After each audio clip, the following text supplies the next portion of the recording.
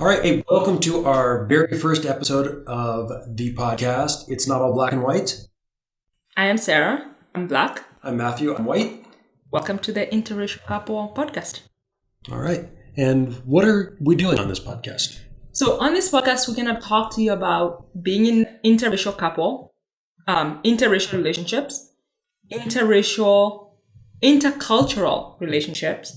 And we are going to talk to you like what we do and our day-to-day lives as a couple, and also separately. Yeah, right. And I think that one of the things that's been interesting for me, even almost I'm in the relationship, but also kind of observing our relationship, is the way that our racial differences come into play, our cultural differences come into play.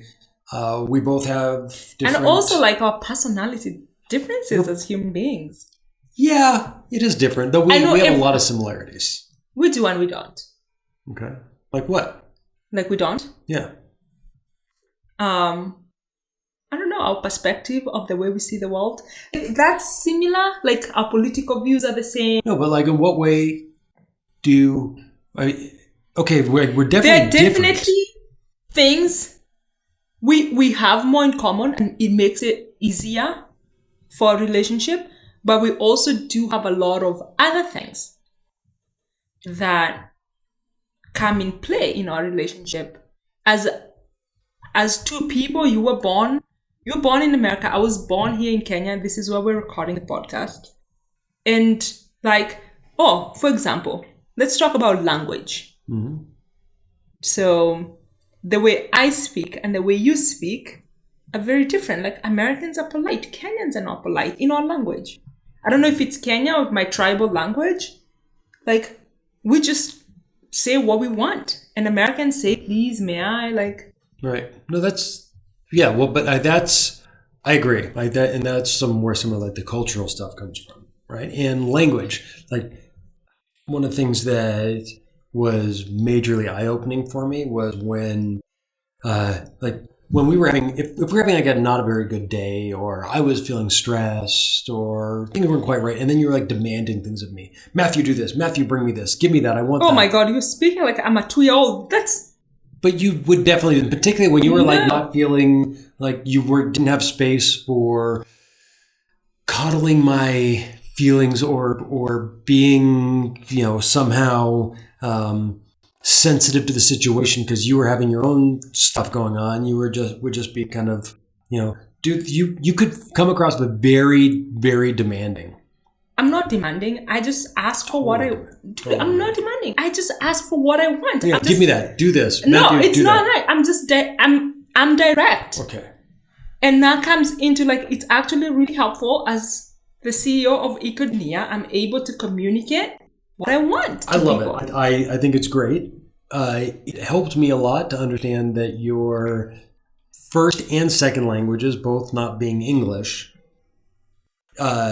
the may I, could you, would you like, please are not common, in common usage. I'm a very I don't think my friends would think, my friends in the US, I don't think they would think of me as a rude person. No, not necessarily rude, but could be. I don't know what your my friends think of. feelings are a little bit hurt right now. No, I don't think you're rude. It's that, here's the thing, is when the difference also when you have friends is, first of all, if you're having a really bad day, for the most part with friends, you're still going to kind of buffer it a little bit. Whereas with the person you're in a relationship with, whether you're interracial or not, the person you're in a relationship with usually does not get the benefit of going out of our way when you're in a really bad mood. Am I right about that, or do you think I'm wrong? If you had to show up at work and you are working with, whether it's you have an employee or a coworker or a boss or a client or whatever, you'd be like, hey, good morning, how are you, whatever, right? Kind of you go out into the world, you're a little bit polite, even if you're not having a good day. But then you come home and you take all those filters off with the person that you, in theory, love the most, right? And so that's what I mean. That when you take away that filter, then for you, I noticed that when you took away that filter, it was almost it could be it wasn't uncommon that I felt like this is a little bit hurtful. Does it still happen? No, it doesn't hurt me at all anymore. Because I've changed my language, or just that you've understand, like now you understand the way I speak? Well, I would say first of all, our relationship has evolved. It's improved. We continue to grow. But also one of the big aha moments was coming here and like that weekend when we had all of your nieces and nephews here. And those kids were like coming up and like, Uncle Matthew, give me this. Uncle Matthew, I want that. And I remember with like little Precious, I said, say please. And she looked at me like, you are clearly from another planet. Like they didn't understand what that word meant. And even like, you know, Ian, who's your nephew, who's like the most polite kid ever, just about, right? Still would say, Uncle Matthew, I want this. Uncle Matthew, give me that. And it was this aha moment of, wait a second, that kind of directness is built in the language. So they're not being rude. They're not coming into my house they're and not demanding demanding that I give them juice and sweets and water and food. Which you are doing. Which I was, but they weren't actually demanding it in a way it's just the way they ask. It's just the way like we ask for something. If I went to a restaurant in the US and I said, can I please have water? Right, and here I will go out to just somebody and say, say, bring me water, or give me water. Yeah. Or even I want, right? You would say, I want water. A waiter will come by and I want Yeah, Coke. but it's in the translation. Actually, that's if they're speaking in our language, it doesn't sound rude. Like if you're speaking in Swahili, it just doesn't sound rude. The please is the word please just doesn't exist, but it's also like rudeness is in the voice and how you say it. Right. So when these kids are asking, like you're making them sound a little bit like they're rude, but when they're asking, maybe like it doesn't translate. I don't know how to explain. No, that's my point. And this is like the whole thing about interracial. Like I would rather be speaking Kikuyu or Swahili right now. Because I can't explain myself exactly what I mean in like a third language. No, I get it, but that was actually my point. Is it sounds rude to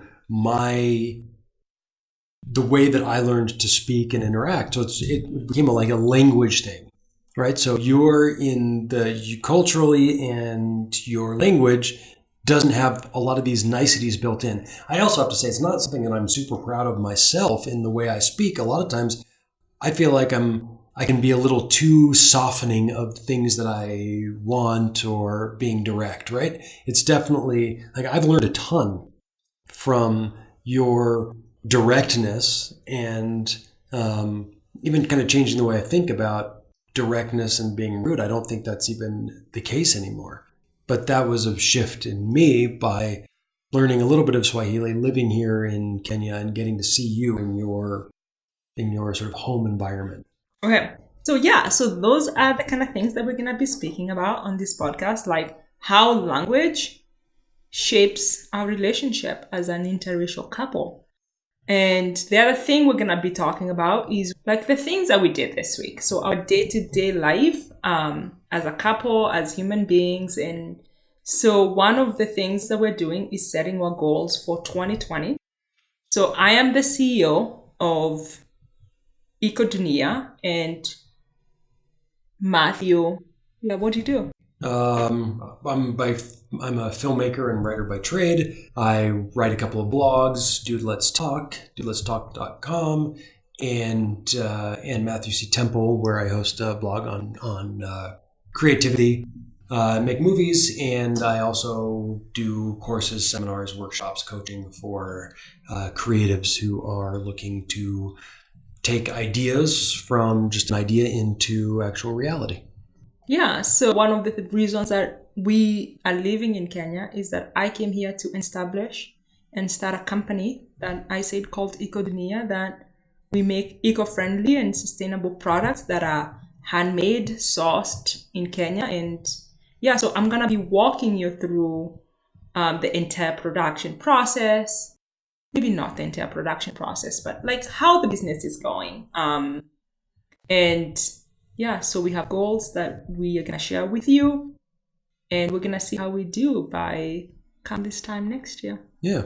Right. I think it's also is that because of the nature of the work that we both do, we work from home.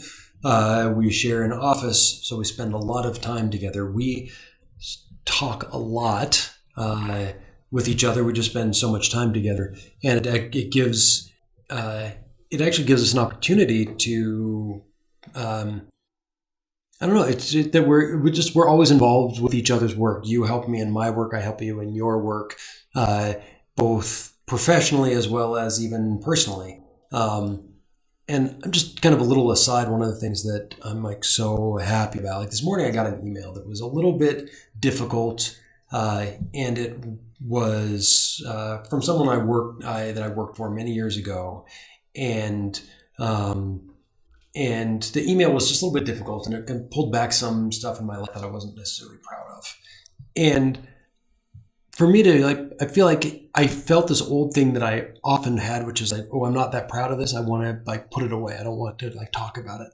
But it didn't feel very good in that way. So, I basically was like, hey, I want to read this to you. And then we talked about it. And I love that I can share pretty much anything without feeling like I am being judged by you. And I think that actually allows us to work really well together, whether it's the personal stuff or even the business stuff. Like, ooh, I did this. I lost this money trying to, for you, for example, I was like, I spent all this money on PPC trying to advertise my product and nobody bought it. Now I lost all this money, and that's kind of embarrassing, or whatever. And you can be fully open with that, even though you're like, ooh now like that made, paying rent challenging or whatever it is. And I think sort of for me too, it's, how do I deal with, whether it's like a challenge with an employee or I didn't handle this very well, that I don't love it. I can just go and say like, I did this, I kind of screwed it up. And it works it's great into our professional lives, great into our personal lives. Like, okay. And when I say not judging, it's not that, you're like, sure, be a screw up, who cares? But it's that, okay, there's sort of a curiosity, like, where did this come from?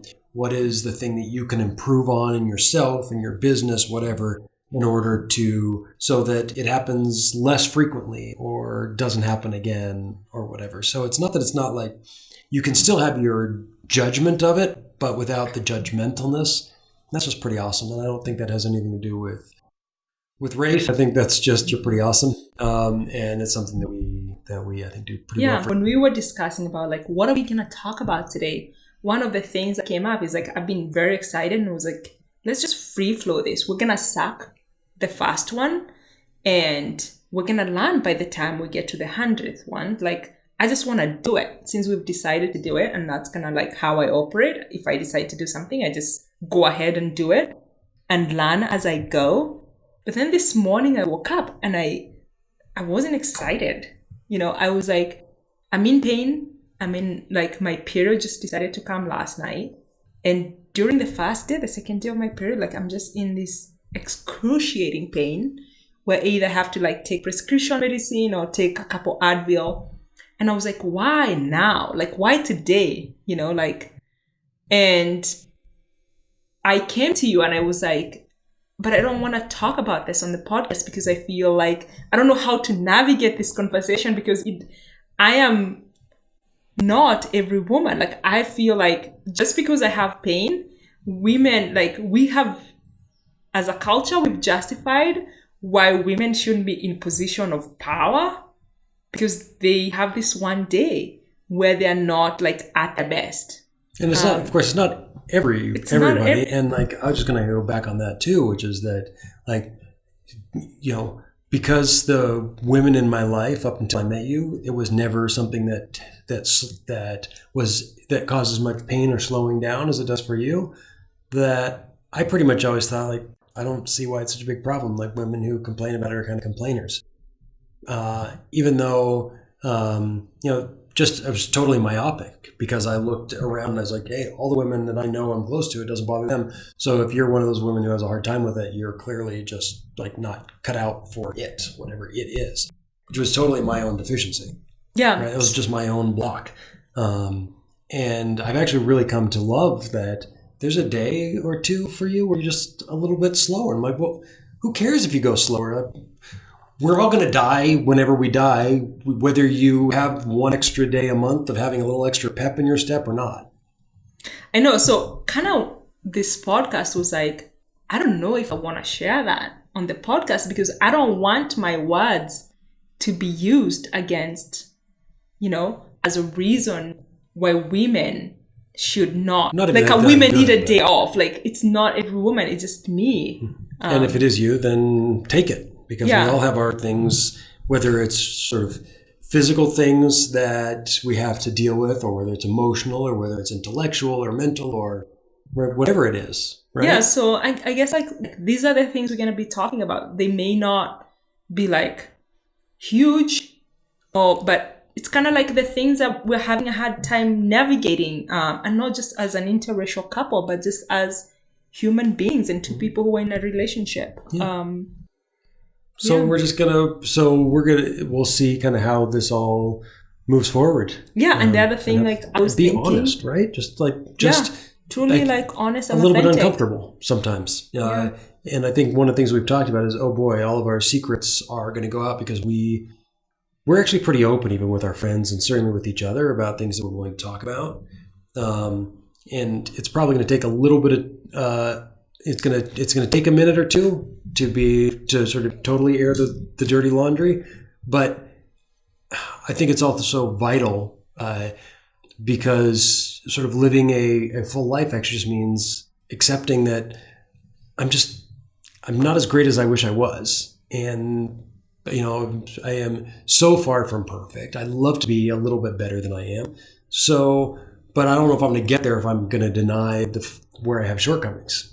Yeah, I was like, that's what's the other thing today. Even like now, I'm feeling that like I don't want people to like know when I'm having a hard day, or like just some things in my life are private. And in some ways today, like when we first started recording, I was like, I know this is gonna sound really stupid and silly, but I was like, I am opening myself to like ridicule on YouTube. Like I don't know how I feel about that because up to until this point. Actually, until I started my company, I was very private. Like I do not, like I've traveled a lot, but I don't post anything on social media. And then in your company, you've had to come to realize that so much of your company is based around your personal story, and that story is actually inspiring and interesting. It's what has sort of led you to it. It's what gets you up every morning and drives you. And so, you have to share it. And I remember when we were first recording your pitch video for your crowdfunding campaign for launching some of the new product, there was this, tell me about what inspired you. And you're like, I don't want to talk about that. It sounds cliche. Okay, so I grew up on a farm in rural Kenya, and then I moved to a ghetto in Nairobi. And I don't want pity. I don't want any of this stuff. I'm starting a company and I'm a strong, powerful woman. I don't want to have to go back and use something that pulls on people's heartstrings. But at the same time, it's like, you are a super inspiring person. You're doing super inspiring work. And you weren't created in a test tube in a lab to make, where you just kind of come up in this pristine situation and got to where you are. You are inspiring in part because of your story and then how you have taken your story and turn that into who you are and how you are in the world and what you do in the world. Yeah. So this is kind of like, I feel like I'm opening myself up to something and stepping into something bigger. And it's a little nerve-wracking. Yeah. Just to, in this first episode, this is the new year. And by the time it will be aired, we'll be a little bit past the new year. But it's actually been a really neat week for us because the week started out actually not great. Just the week kind of leading up into Christmas. We had been traveling a lot. I was volunteering and donating my time at a traveling film program around Kenya with mostly Kenyan youth who are working on growing their capacity as storytellers. And the purpose around the work that we're doing is empowering youth through media and storytelling. And then from that, so we were traveling together doing that. Then we had to go from one side of the country clear to the other side to start production on your fish leather wallets, which started, and then we came back and we were just drained, and I had been sick and we were fighting illness. And we looked at our last year's goals, and neither of us hit our goals for last year. Like we were far from hitting our goals, just feeling kind of heavy and weighted. And then we started conceiving what next year is going to look like. And as that happened, we actually started to open up again and get really excited. And this is something we've been doing is at the end of the year leading into next year is looking at what are we bringing into the next year. I even did a small little free e-course around this, really for creatives, but anybody who's looking at creating something for the year. And so we use some of these exercises of going through, like we write down everything. We did 2 journaling sessions, everything that you could conceive of possibly maybe wanting to do this year that could be a goal. And there were things like get my book published, finish a first draft of another book, launch my next e-course. Let's see if I can see it from here.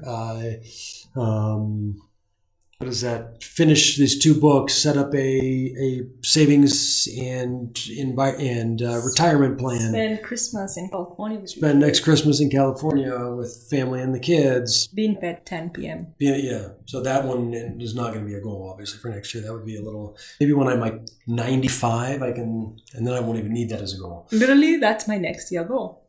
To be in bed by 10? It's one of my goals.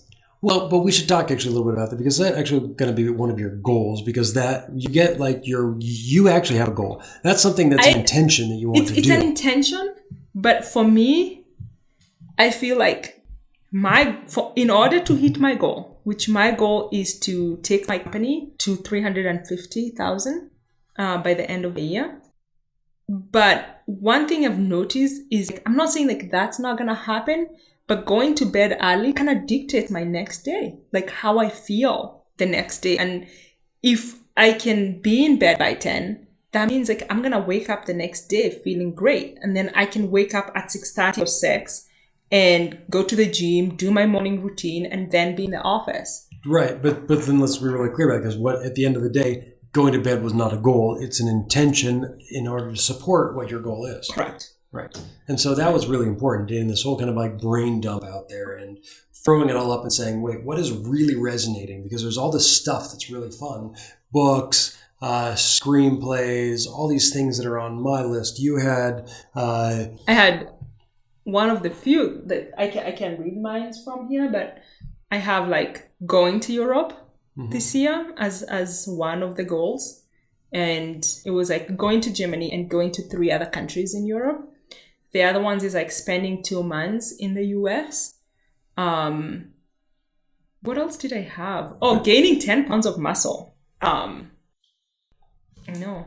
But one of the things that was fun was to be able to kind of throw all that stuff up and then sit with it for a day. And then we come back the next day and say, now that you've seen all of these things that you want to do, what actually is the thing that's going to get you up in the morning and make you feel really excited and jazzed? Because, as the year goes on, our goals are going to be hard. We're going to hit a lot of road bumps. There's going to be a lot of challenges. So, like, being excited about it is not going to be there anymore. I know. At some point, I just want to be done. Like, this was stupid. I want to change my goal. I want to throw it all away. The other thing I forgot is like as we keep growing, and the other thing is we're gonna do is like we're gonna invite other couples, interracial and intercultural couples as guests. Mm-hmm. Yeah. And so whatever you're working on for this year, email us just so we'd love to hear about what you're doing. And also if you're having any challenges, particularly as an interracial couple, but we're not partial.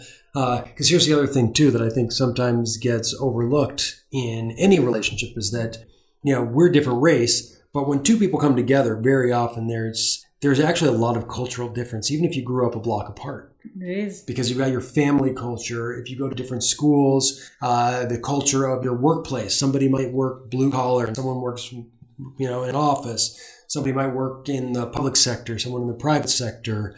Someone's in, self-employed. Now you kind of like have all these different cultures that come together. And I think it can be easy to forget because in some ways, like, I feel like even though like we're from different continents, Our mother tongues are different. We are a different race, clearly, but yet I actually feel like in some ways much more compatible with you than I have felt before. Like there's something about our the culture of I don't know exactly. I don't know if it's the culture. I feel like it's the way. I think it's the way we see the world. I think that's what makes it.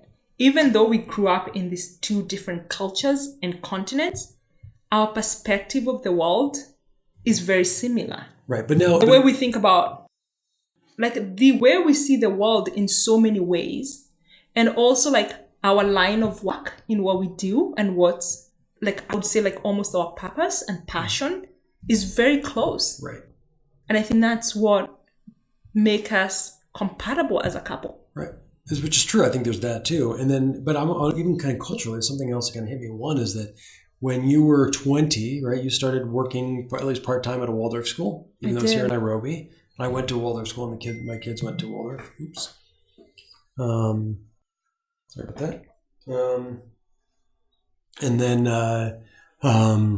And then also your adopted family in the U.S., like I had plenty of cultural connections with them. We were all like Waldorf families, Jewish families. And you even said to me, like from like the women's work that you started doing, like with Ayelet, with your host mother, et cetera, that you even said like it was the work that like when we met, it was some of the work that you had done with her and the women's group stuff, and then the work that I had been doing around men's work and my own healing, that somehow when we finally came together, there was actually even though we came from very different places in some ways, at some point the paths started to run somewhat parallel and then just kind of crossed at this really interesting, culturally different, our language and the basis of our world understanding from a cultural and language perspective is totally different.